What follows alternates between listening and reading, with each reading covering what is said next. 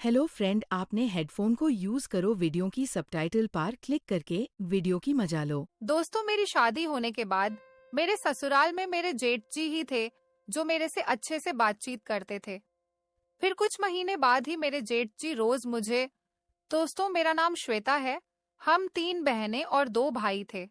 मैं सब भाई बहन में सबसे छोटी थी। मेरे सारे भाई बहनों की शादी हो चुकी थी।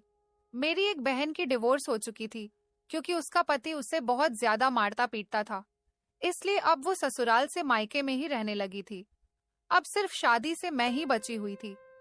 मेरे पेरेंट्स मेरे साथ साथ मेरी तलाकशुदा बहन का भी रिश्ता देख रहे थे, लेकिन तलाकशुदा होने की वजह से उसके रिश्ते नहीं आ रहे थे। मेरी तलाकशुदा बहन मुझसे 1 साल बड़ी थी और उसकी शादीशुदा जिंदगी पूरे 1 साल ही चल सकी थी। मेरी उम्र 25 साल हो गई थी। अभी तक मेरी शादी नहीं हो रही थी। अगर मेरा कोई भी रिश्ता आता तो ना जाने ऐसा क्या होता कि लड़के वाले खुद ही इनकार कर देते थे। मेरा आस पड़ोस से भी कोई रिश्ता नहीं आता था। मैं देखने में बहुत खूबसूरत थी, लेकिन फिर भी मुझे कोई पसंद नहीं करता था। मेरे अंदर कोई कमी नहीं थी, बस मेरा रिश्ता नहीं लग पा रहा था। मेरे माता पिता इस बात से बहुत परेशान हो गए थे और तो और वो जल्द से जल्द मेरी शादी भी करना चाहते थे, जबकि मेरे सारे बड़े भाई बहनों की शादी जल्दी जल्दी हो गई है और सभी की ससुराल अच्छे और अमीर परिवार के हैं। ना जाने मेरे ही साथ ऐसी क्या दिक्कत थी कि कोई भी मुझसे अपने बेटे का रिश्ता करने के लिए तैयार नहीं था। एक बार तो मेरी मम्मी के दोस्त अपने बेटे का रिश्ता लेकर हमारे घर पर आई थी। उन्होंने मुझे शादी में देखा था, तभी देखते ही मुझे पसंद कर लिया था। मेरी मम्मी को उम्मीद थी कि वह जरूर मुझे अपने घर की बहू बनाएंगी, पर जब वह हमारे घर आई और उन्होंने मुझे देखा तो उन्होंने फौरन ही रिश्ता पक्का कर दिया।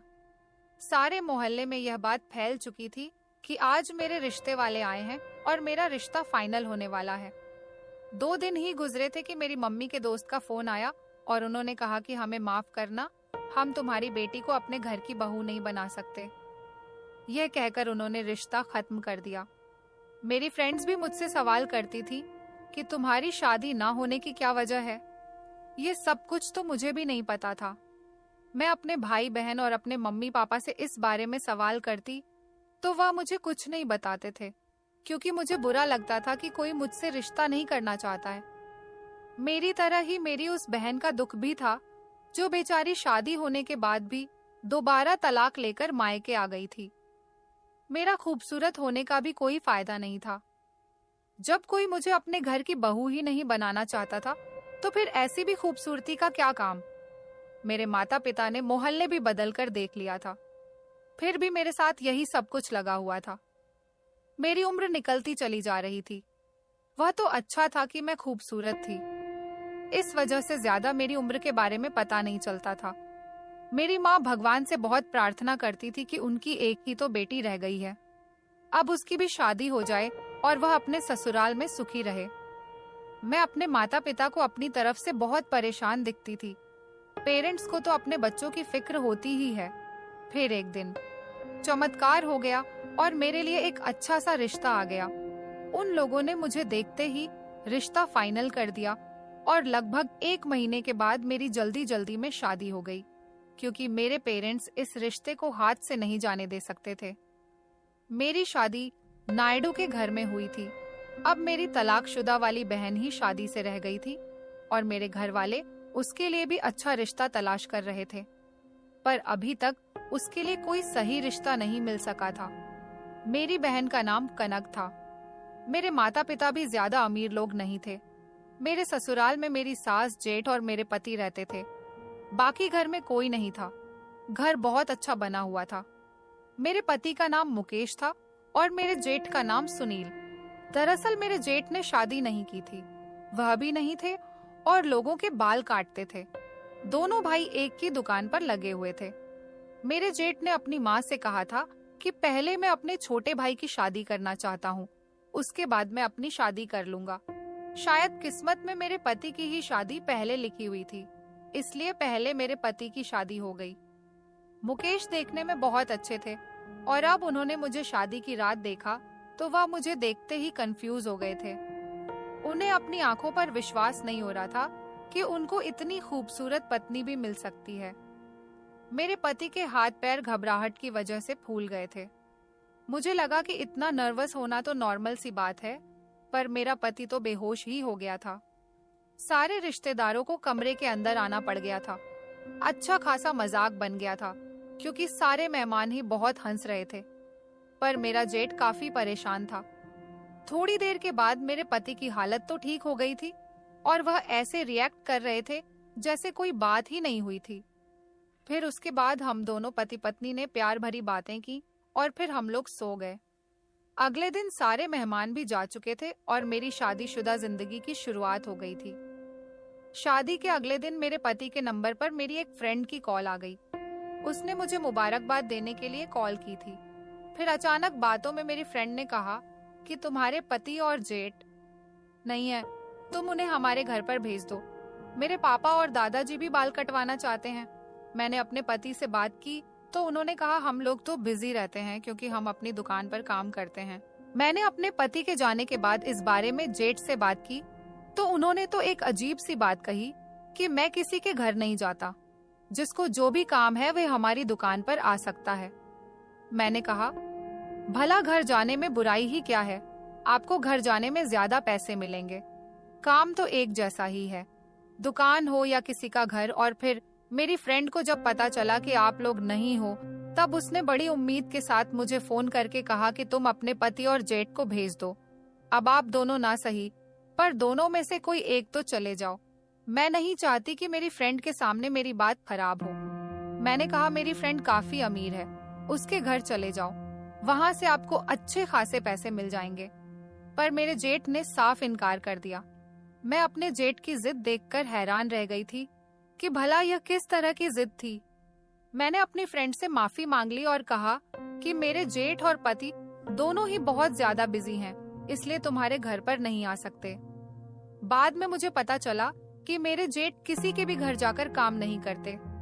जो भी कस्टमर होता है वो उनकी दुकान पर ही आता है। सब लोग कहते हैं कि मेरे जेठ पुराने नहीं हैं, इसलिए उनको मेरे पति से भी अच्छा काम आता है। मेरे पति ने ये वाला काम तो हाल ही में शुरू किया था, लेकिन इससे पहले वो गारमेंट्स की दुकान पर कपड़े बेचते थे। मेरे पति की और जेठ जी की दुकान बहुत अच्छी चलती थी। उनके पास काफी सारे कस्टमर आते थे, इसलिए वो दोनों भाई मिलकर दुकान संभाल रहे थे। फिलहाल ये बात तो खत्म हो गई थी, पर इस घर में काफी ज्यादा सुनसान थी। मैं सारा दिन घर में अकेले रहकर बोर हो जाती थी। मेरी सास मुझसे ज्यादा बातचीत नहीं करती थी। वह बहुत ज्यादा संस्कारी औरत थी और हमेशा अपने कमरे में रहकर पूजा पाठ करती रहती थी। मैं घर का सारा काम करती थी। अपनी सास का खाना और उनकी दवाइयाँ मैं उनके कमरे में ही जाकर देती थी। लेकिन मुझे बहुत सुकून था कि मुझे यहाँ पर ज्यादा काम नहीं करना पड़ता था। ज्यादा बड़ी फैमिली नहीं थी, इसलिए मैं जल्दी जल्दी काम करके फ्री हो जाती थी। एक सास ही तो थी, वह भी सारा दिन अपने कमरे में रहती थी और उन्हें मेरे किसी भी काम से कोई मतलब नहीं होता था। वह मेरी लाइफ में इंटरफेयर नहीं करती थी। बाकी मुझे इन सब लोगों के काम करने पर कोई एतराज नहीं होता था।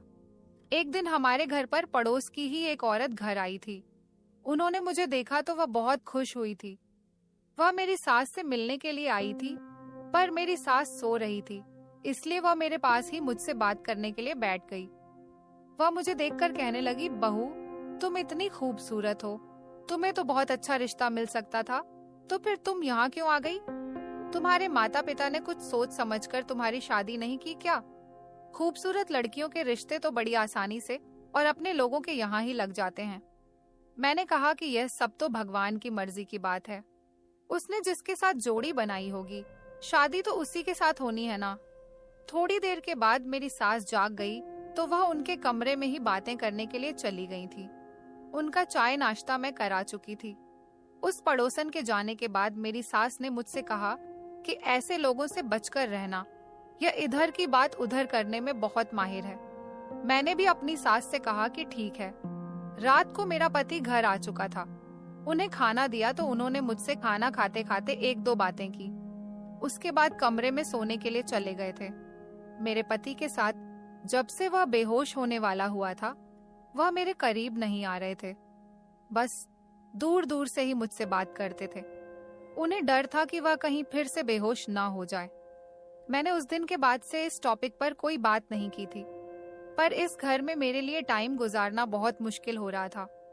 मुझे नई नई शादी वाली कोई फीलिंग ही नहीं आ रही थी। न पति कोई प्यार मोहब्बत कर रहा था, न सास मेरे साथ ज्यादा बातचीत करती थी, और न ही मेरा पति मुझे कहीं घर से बाहर घुमाने फिराने के लिए ले गया था। मेरे पति और जेठ सुबह को अपनी दुकान पर जाते और शाम को 6:30 बजे तक घर वापस आते थे। मेरे पास करने को ज्यादा काम नहीं होता था और कोई ऐसा काम नहीं था जिससे मैं थोड़ा अपना ध्यान बटा पाती। भगवान ने मुझे सूरत और शक्ल तो बहुत अच्छी दी थी, लेकिन हुनर मेरे अंदर कोई भी नहीं था। ना मैं ज्यादा पढ़ी लिखी थी और ना ही मुझे सिलाई कढ़ाई जैसा कोई काम आता था जो मैं घर बैठकर कर लेती। एक दिन मैंने अपने जेठ को देखा। वो अपने काम से आते ही फोन में बहुत बिजी थे, जैसे कोई जरूरी चीज देख रहे हो। मैं अपने जेठ के पीछे जाकर बैठ गई कि चलो मैं यहाँ धूप में बैठकर सब्जी काट लेती हूँ। पर जैसे ही मेरे जेठ को महसूस हुआ कि मैं उनके पीछे बैठ गई हूँ और मेरी नजर उनके फोन पर पड़ सकती है, वह वहां से उठकर फौरन ही चले गए और दूसरी तरफ दीवार से टेक लगाकर बैठ गए। मैंने अपने जेठ से बड़े प्यार से कहा, भैया मुझे भी दिखाइए जरा, आप मोबाइल में क्या देख रहे हैं? यहाँ तो घर में देखने के लिए टीवी भी नहीं है। तो मेरे जेठ कहने लगे कि इसमें तुम्हारे देखने जैसा कुछ नहीं है। मुझे अपने जेठ पर बहुत गुस्सा आया। मेरे पति के पास भी तो स्मार्टफोन नहीं था, उन्होंने तो पुराने जमाने का कीपैड ही अपने पास रखा हुआ था। वह कहते थे कि मुझे टाइम नहीं मिलता है मोबाइल चलाने का। मैंने उनसे कहा था, लेकिन मेरे पास घर में काफी टाइम होता है, मैं ज्यादातर फ्री ही रहती हूँ, मुझे स्मार्टफोन दिला दो। पहले तो उन्होंने मना कर दिया, लेकिन जब मैंने उनसे बहुत जिद की तो कहा कि मैं अगले महीने ला दूंगा। मैं इस बात से बहुत खुश हो गई थी। एक दिन मुझे पता चला कि मेरी मोहल्ले के दोस्त की शादी है और उसने मुझे मेरे घर आकर इनवाइट किया था। वह मेरे मोहल्ले की दोस्त थी, लेकिन मैंने अपने पति से कहा कि वह मेरी बहुत पक्की सहेली है, ताकि वह मुझे उसकी शादी में जाने की परमिशन दे दे। मेरे पति ने मुझे शादी में जाने की परमिशन दे दी और मैं खूब अच्छे से तैयार होकर उसकी शादी में चली गई थी। हम लड़कियों के लिए यही तो एंजॉयमेंट होती है, जबकि पति हमेशा यही समझते हैं कि हम उनको दिखाने के लिए तैयार होती है, जबकि असल बात तो ये होती है कि हम लड़कियां एक दूसरे को दिखाने के लिए अच्छी तरह से तैयार होती हैं कि किस किस के पास ज्यादा अच्छे कपड़े हैं और कौन ज्यादा खूबसूरत लगती है। और मैं तो पहले से ही बहुत खूबसूरत थी और शादी में भी वही हुआ। सब लोग मुझे देखकर बातें कर रहे थे कि इसकी शादी हो गई और किससे हुई है और कौन है इसका पति। मेरे पति शादी में नहीं आए थे क्योंकि उनके पास टाइम नहीं था। कुछ औरतें आपस में बातें कर रही थी कि कौन है इतना हिम्मत वाला, किसने इस बिगड़ी हुई लड़की से शादी कर ली, वह बेचारा कौन है। उन औरतों की बातें मुझे समझ नहीं आ रही थी और उनकी बातों से मेरा दिल जल रहा था। उनकी बातें मुझसे बर्दाश्त नहीं हुई और मैं जल्दी ही घर पर आ गई थी। मैंने खाना भी नहीं खाया था। मेरे पति ने पूछा कि शादी में क्या क्या किया, तो मैंने कहा कि बहुत मजा आया। सब लोग मेरी तारीफ कर रहे थे, सब मुझे ही देख रहे थे कि मैं आपकी पत्नी हूँ और इतनी प्यारी बस आपको ही नजर नहीं आती और आप मुझसे दूर दूर रहते हो। मेरे पति ने कहा कि अब दूर नहीं रहूंगा, तुम सच में बहुत खूबसूरत हो। आज पहली बार मेरे पति ने मेरी तारीफ की तो मुझे बहुत अच्छा लगा था। अब मेरी जिंदगी के दिन अच्छे गुजर रहे थे। पति की नजदीकियां बढ़ने लगी तो मैंने उन्हें बताया कि न जाने क्यों सब लोग मुझसे दूर दूर भागते हैं। कुछ लोग तो मुझे देखते ही अपने आप बातें करने लग जाते हैं, जबकि मेरा तो कोई सीक्रेट भी नहीं है। कोई मेरा ऐसा नहीं है जिसको मुझे किसी से छुपाना पड़ता। मेरे पति ने कहा कि अच्छा चलो छोड़ दो इन बातों को, और अच्छी बात है कि किसी ने तुम्हें पसंद नहीं किया, वरना मेरा क्या होता। अब मेरा पति मेरे साथ ठीक था तो सब कुछ ठीक ठाक ही चल रहा था, पर मेरा जेठ बहुत ही अजीब इंसान था। पता नहीं उसे किस बात का घमंड था। उनकी शक्लो सूरत भी बस नॉर्मल सी ही थी। रंग तो उनका बहुत काला था और मेरे पति काफी गोरे चिट्टे थे। उनकी बहुत ही अजीब हरकतें थी और मेरी तो समझ नहीं आता था कि वह शादी क्यों नहीं कर लेते, जबकि उनकी काफी उम्र हो गई थी। वह तो हाथ मुंह धोकर मेरे पीछे पड़ गए थे, मेरी हर बात पर नजर रखते थे। ऐसा लगता था उनकी आंखें मुझ पर ही टिकी रहती हैं, जैसे वह मेरी किसी बात को पकड़ने की तलाश में है। पर ऐसा क्यों था? मैं तो ऐसा कोई काम नहीं करती थी। वह तो किसी जासूस की तरह मेरे पीछे पड़े रहते थे, जबकि शादी के शुरू के दिनों में ऐसा कुछ भी नहीं था। फिर अचानक मेरे जेठ को ऐसा क्या हो गया था? वह तो मेरा जेठ सारी रात मोबाइल पर लगा रहता था, कमरा बंद करके सोता था, जबकि उनका क्या काम था कि वह कमरा बंद करके सोए। कभी कभी दोनों भाई आपस में साथ बैठे होते और मेरे बारे में ही बातें कर रहे होते थे। मैंने अपने जेठ की जुबान से अपना नाम सुना था, जबकि उनको ऐसा क्या काम था जो वह मेरे पति से मेरे बारे में बातें कर रहे थे? क्या वह मेरे पति को मेरे खिलाफ भड़का रहे थे? लेकिन इतना सब होने के बाद भी मेरा पति मेरे साथ कोई ऐसी वैसी हरकत तो नहीं करता था। इसका मतलब कि हर बार मेरे जेठ का प्लान नाकामयाब हो जाता था। धीरे धीरे मुझे अपने जेठ से नफरत होने लगी थी, क्योंकि बड़ी मुश्किल से तो मेरे पति के साथ मेरा रिलेशन ठीक हुआ था और वह हमारी खुशियों के पीछे पड़ गए थे। आखिर वह ऐसा क्यों कर रहे थे?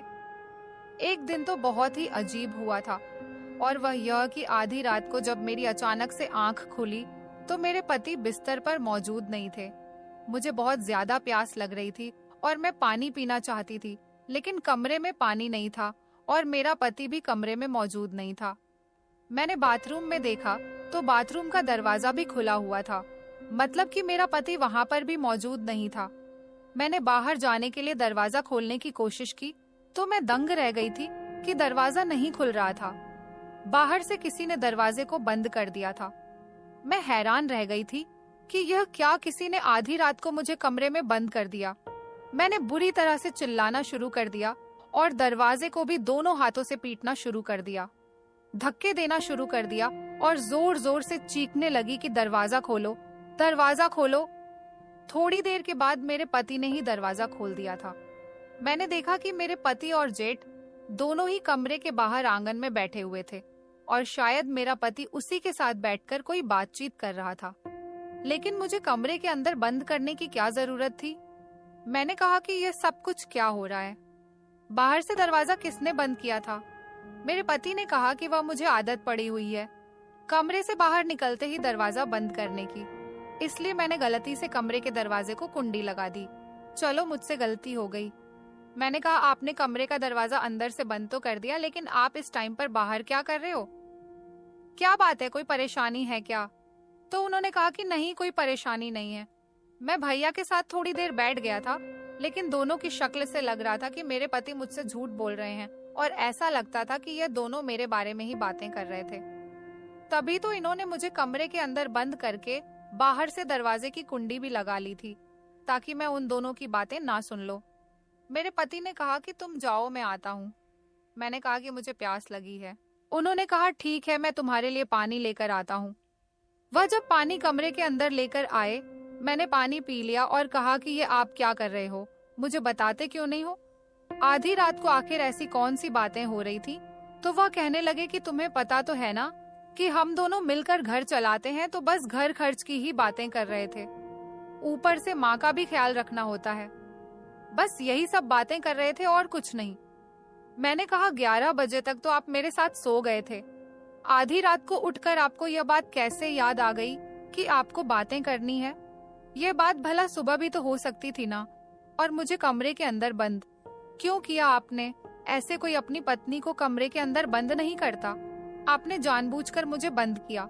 मेरे पति की शक्ल से लग रहा था कि वह मुझसे झूठ बोल रहे हैं, लेकिन उन्होंने बात बदल दी और कहा कि नहीं, मैंने तुम्हें जानबूझकर बंद नहीं किया और नींद नहीं आ रही थी, तो मैं उठकर बाहर चला गया था।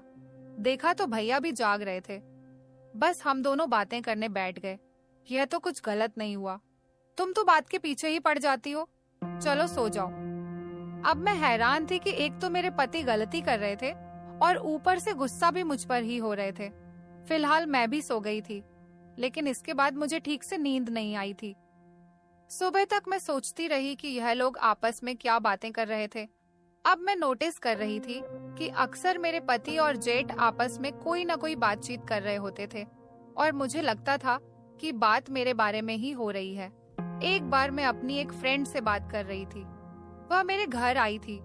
जब मैंने उसे पूरी बात बताई कि किस तरह से शादी से पहले लोग मुझसे दूर भागते थे और कोई भी मुझे अपने घर की बहू बनाने के लिए तैयार नहीं था, जबकि मेरे अंदर कोई कमी नहीं है। मेरी फ्रेंड ने कहा कि औरत के अंदर एक कमी ऐसी होती है, इसके बारे में उसे कभी कुछ पता नहीं होता। शायद उसे बाद में पता चलता है। तुम भी तो कहीं बांझ नहीं हो गई। हो सकता है तुम्हारे माता पिता को इस बारे में पता हो और उन्होंने तुम्हें इस बारे में बताना ठीक नहीं समझा हो, क्योंकि तुम बच्चा पैदा नहीं कर सकती हो। लोग औलाद के लिए ही तो शादी करते हैं और हो सकता है कि तुम्हारे अंदर यह कमी हो। उसने मुझे किसी की कहानी बताई थी कि एक 10 साल की उम्र की लड़की थी और उसे बचपन में ही पता चल गया था कि वह कभी माँ नहीं बन सकती और फिर उसकी शादी भी नहीं हो रही थी। मेरे दिल में भी यही डर था, क्योंकि मेरी शादी को भी तो 8 महीने हो गए थे और अभी तक मेरे पास भी कोई बच्चा नहीं था। लेकिन अचानक से मेरी तबीयत खराब हुई। मैं अपनी सास के साथ डॉक्टर के पास चली गई थी, जिसकी दुकान करीब में ही थी। उन्होंने मेरे कुछ टेस्ट करवाए और बताया कि मैं प्रेग्नेंट हूँ और माँ बनने वाली हूँ। यह बात सुनकर मेरी सास बहुत खुश हो गई थी, क्योंकि यह मेरी एक ऐसी फिक्र थी जो कि अब खत्म हो गई थी। इसका मतलब यह था कि एक औरत की हैसियत से अब मेरे अंदर कोई कमी नहीं थी। फिर लोग क्यों मुझसे दूर भागते थे, ये बात मुझे आज तक समझ नहीं आई थी। डॉक्टर ने मेरा चेकअप किया और उन्होंने बताया कि आपका दूसरा महीना चल रहा है और आपका बच्चा बहुत कमजोर है, इसलिए आपको अपना बहुत ख्याल रखना होगा। घर आते ही सबसे पहले यह बात मैं अपने पति को बताना चाहती थी, लेकिन जब मैं और मेरी सास घर आए तो मेरे जेठ घर में बैठे हुए थे और फिर से अपने मोबाइल में बिजी थे। मेरी सास रास्ते में से ही मिठाई का डिब्बा लेकर आ गई थी। उन्होंने आते ही पहले मेरे जेठ को मिठाई खिलाई। उन्होंने कहा कि माँ, आखिर यह मिठाई किस बात के खिला रही हो। मेरी सास ने खुशी खुशी उन्हें ये गुड न्यूज सुनाई और कहा कि अब तुम ताऊजी बनने वाले हो और इस घर में तुम्हारा भतीजा भतीजी आने वाला है। मैंने अपने जेठ की तरफ ताना मारते हुए कहा कि बस माँ जी, इतनी खुशी मत मनाओ, कहीं ऐसा ना हो कि मेरी खुशी को किसी की नजर लग जाए। यह कहते हुए मैं कमरे में चली आई, क्योंकि मुझे वैसे भी अपने जेठ पर बहुत गुस्सा आ रहा था।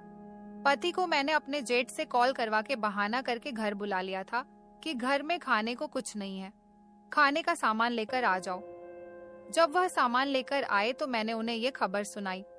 वह बहुत ज्यादा खुश हुए थे और उन्होंने बाहर जाकर यह बात अपने भैया को बता दी। वह भी बहुत खुश हुए थे और उनको आशीर्वाद देने लगे थे। मैंने अपने दिल में सोचा कि मेरे जेठ को मैं अच्छी नहीं लगती तो मेरे बच्चे कैसे अच्छे लगेंगे। हमारे घर में खुशियां ही खुशियां झूमने लगी थी। मेरी सास ने मेरी नजर उतारी और उन्होंने मेरे पति को बताया कि बहू को कमजोरी है, इसलिए उसे अपना बहुत ख्याल रखना होगा। मेरे पति ने कहा कि घर के सारे काम छोड़ दो, अब तुम्हें आराम ही करना होगा। मेरी सास कहने लगी, बहू, जब तुम नहीं थी तब भी मैं घर का सारा काम करती थी। अब तुम आराम करोगी और सारे काम मैं खुद ही कर लिया करूंगी। तुम बस खाना बना देना, बाकी का सारा काम मैं खुद कर लूंगी। बस तुम आराम करो। इतने सालों बाद मेरे घर में बच्चों की किलकारी गूंजने वाली है। मैं अपने ससुराल वालों की इतनी मोहब्बत देखकर बहुत ज्यादा खुश हो गई थी। लेकिन फिर अगली रात कुछ ऐसा हुआ कि मुझे ऐसा महसूस हो रहा था जैसे मैंने कोई सपना देख लिया हो, जैसे मैं अपने कमरे से बाहर निकलकर गई थी। लेकिन सुबह उठी तो यह सिर्फ सपना ही था। अगले दिन जब मैंने अपने जेठ को सुबह का नाश्ता बनाकर दिया तो मेरे जेठ ने मुझसे कहा कि श्वेता, अब मैं परेशान हो गया हूँ, ऐसा मत किया करो। अब तो तुम माँ भी बनने वाली हो, अब तुम्हें सारी बातें समझनी चाहिए। मैंने कहा, भैया, ये आप कैसी बातें कर रहे हो। उन्होंने मेरी किसी बात का कोई जवाब नहीं दिया और वह इतना कहकर वहां से उठकर चले गए थे। मुझे समझ नहीं आ रहा था कि वह आखिर किस बारे में बातें कर रहे थे कि अब तो ये सब कुछ मत करो, मैं तंग आ गया हूँ।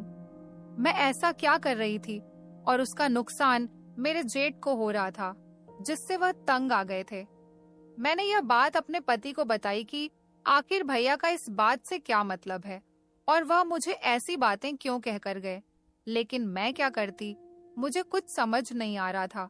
फिलहाल मैंने इस बात पर कोई एक्शन नहीं लिया और मेरे पति ने भी कहा था कि मैं भैया से खुद बात कर लूंगा। एक दिन मैं अपने जेठ के कमरे की सफाई कर रही थी, तभी अचानक मुझे उनके कमरे के फर्श पर एक पर्चा पड़ा हुआ मिला। मैंने उसे खोलकर देखा तो मैं हैरान रह गई थी। इस पर किसी का नंबर लिखा हुआ था। मैंने उसे संभाल कर टेबल पर रख दिया था, लेकिन फिर मैंने दोबारा से वह पर्चा उठाया और खोलकर देखा। यह नंबर मुझे जाना पहचाना सा लग रहा था और फाइनली मैं इस नंबर को पहचान भी गई थी। यह तो मेरी बहन का नंबर था, कनक का, जो तलाक लेकर अपने पति से झगड़ा करके घर पर आ गई थी। लेकिन मेरी बहन का नंबर आखिर मेरे जेठ के पास क्या कर रहा था? मैं परेशान हो गई थी और सोचने लगी थी, और मुझे बहुत गुस्सा आ रहा था कि मेरी बहन का नंबर मेरे जेठ के पास क्यों है और इन दोनों का आपस में क्या कांटेक्ट है। मैंने फौरन ही अपने पति के मोबाइल से अपनी बहन को कॉल किया और उससे कहा कि मेरे जेठ के कमरे से तुम्हारा नंबर मिला है। मैं समझ गई थी कि मेरी तलाकशुदा बहन का अफेयर मेरे जेठ के साथ चल रहा है, तभी तो उनके कमरे से मुझे मेरी बहन का नंबर मिला। इसलिए मैंने अपनी बहन को फोन किया, और मैंने जब अपनी बहन के नंबर पर फोन किया तो मेरी मम्मी ने कॉल रिसीव की थी। मैंने मम्मी से कहा कि कनक का नंबर मेरे जेठ के कमरे से मिला है। अब मैं इस बारे में कनक से घर पर आकर ही बात करूंगी। मेरी मम्मी ने कहा, तुम्हें घर आने की कोई जरूरत नहीं, तमाशा मत बनाओ। मैंने कहा कि तो फिर कनक को क्या काम है मेरे जेठ के साथ? क्या कनक मेरे जेठ से बातें करती है? मम्मी ने कहा, खामोश हो जाओ और अपने काम से काम रखो। ये कहकर मम्मी ने कॉल कट कर दी। अब मैं समझ गई थी कि इन दोनों का कोई ना कोई तो चक्कर चल रहा है। मैं नहीं चाहती थी कि मेरी बहन का कोई भी रिश्ता मेरे जेठ के साथ हो, क्योंकि मुझे अपना जेठ बिल्कुल भी पसंद नहीं था। इसलिए मैं अपनी बहन को अपने जेठ से बचाकर रखना चाहती थी। मैंने अगले ही दिन अपनी सास और पति को बिठाकर सारी बात बताई। मैंने अपने चेहरे पर कोई भी गुस्सा नहीं लाया हुआ था, बल्कि बहुत ही प्यार और तसल्ली से बात की थी। मैं नहीं चाहती थी कि मेरी सास को अपने बेटे की बात सुनकर बुरा लगे। मौके पर ही मेरे जेठ भी आ गए थे, तो मैंने उनसे सवाल किया कि यह सब कुछ क्या हो रहा है, और उनको यह भी बता दिया कि क्या इस बारे में मेरी मम्मी भी जानती हैं। मेरे जेठ ने कहा कि श्वेता, दरअसल मैं तुम्हारी तलाकशुदा बहन के साथ शादी करना चाहता हूँ और मैं उसे पसंद करने लगा हूँ। हाँ, यह गलत बात है कि मुझे इस बारे में तुम्हें पहले ही बता देना चाहिए था। मैंने उसे तुम्हारी शादी में पसंद किया था। जब मुझे पता चला कि उसकी तलाक हो गई थी और उसका पति उसे बहुत मारता था। तुम्हारी बहन बहुत मासूम है, मुझे उसकी मासूमियत अच्छी लगी थी, इसलिए मैंने फैसला किया कि मैं उससे शादी करूंगा और इसे अपने घर में जगह दूंगा। हम दोनों की आपस में बातचीत होने लगी। लेकिन फिर तुम्हारी शादी के कुछ दिनों के बाद मुझे कनक ने एक ऐसी बात बताई जिसे सुनकर मैं हैरान रह गया था।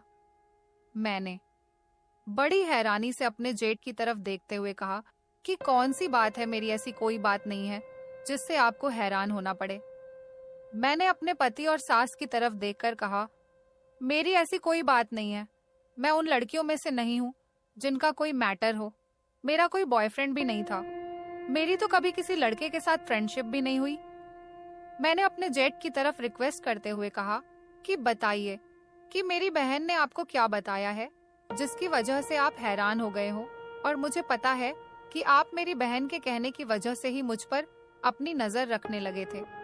मेरी बहन ने आपको जो भी बताया वो झूठ ही होगा, क्योंकि मैं उससे कहीं ज्यादा खूबसूरत हूँ।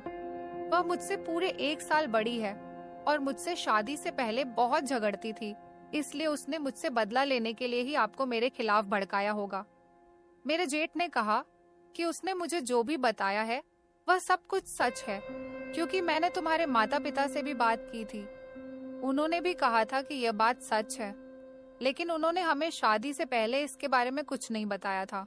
शादी के बाद ही मुझे तुम्हारी बहन की वजह से सब कुछ पता चला, और इसी सब को लेकर हम दोनों भाई आपस में बातें किया करते थे कि तुम्हारा बहुत ज्यादा ख्याल रखना होगा। मैंने कहा कि मेरा क्यों ख्याल रखना होगा? मैं ऐसा क्या करती हूँ? क्या मैं घर से बाहर निकल जाती हूँ?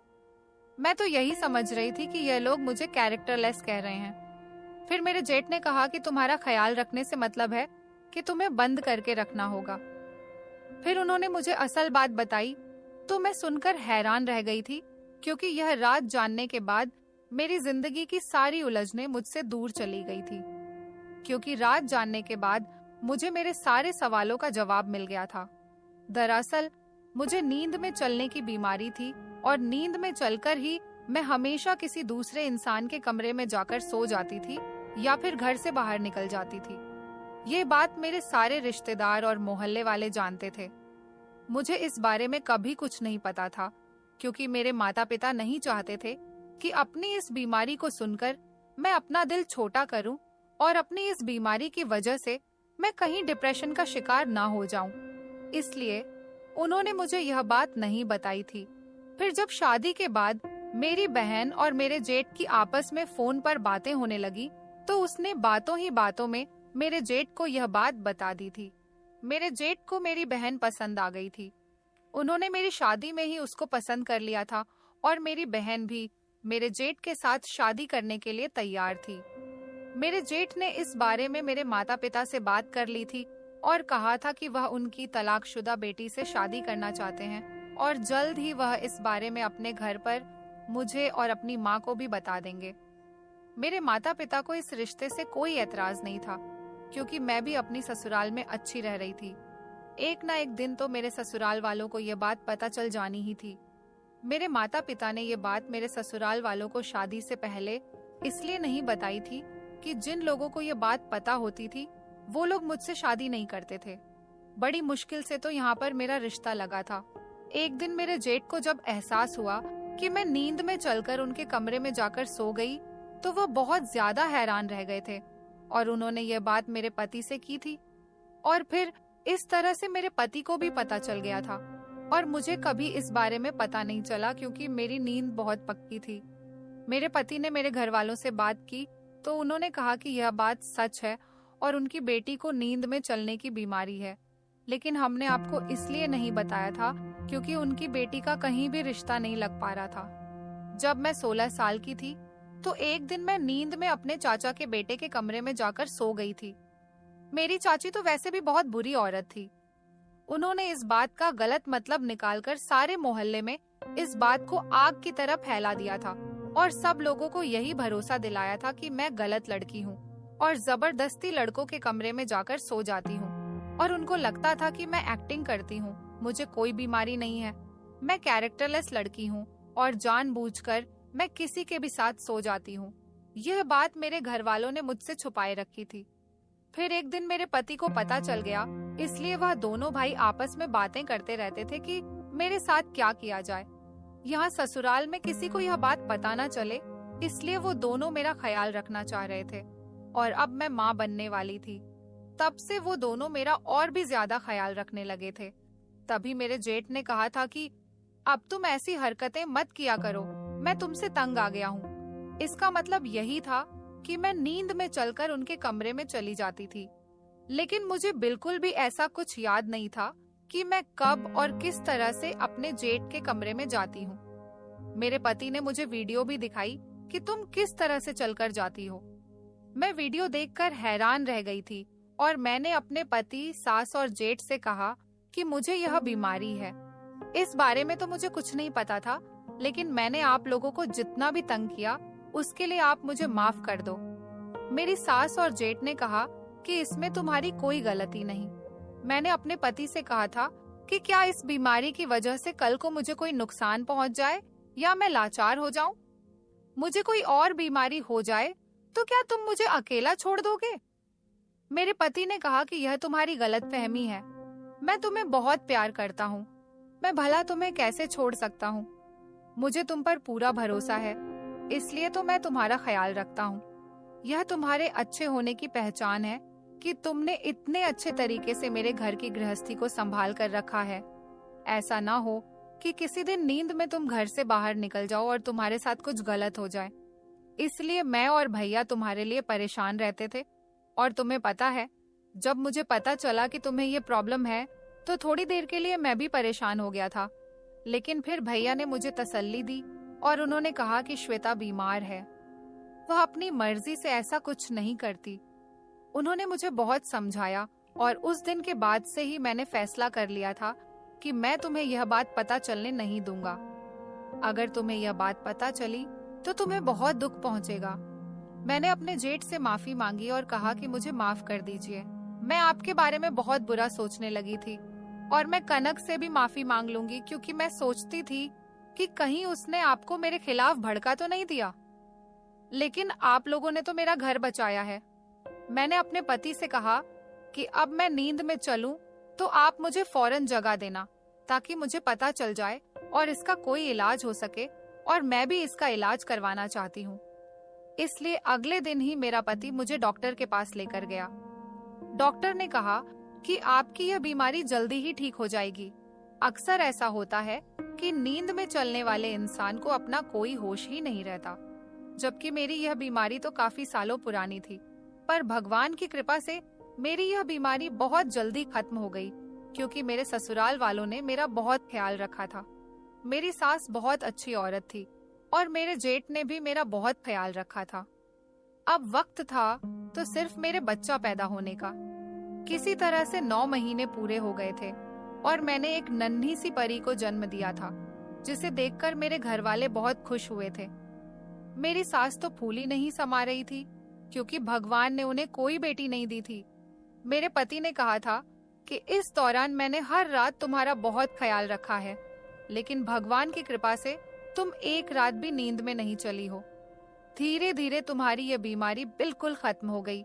अब एक एक करके हमारी जिंदगी में खुशियां आनी शुरू हो गई थी। मेरी तलाकशुदा बहन का भी घर बस गया था। मेरे जेठ के साथ उनकी शादी बहुत धूमधाम से कर दी गई थी। अब हम दोनों बहनें अपने ही परिवार में बहुत ज्यादा खुशी खुशी रहते हैं। दोस्तों, उम्मीद करती हूँ आपको हमारी कहानी पसंद आई होगी। धन्यवाद।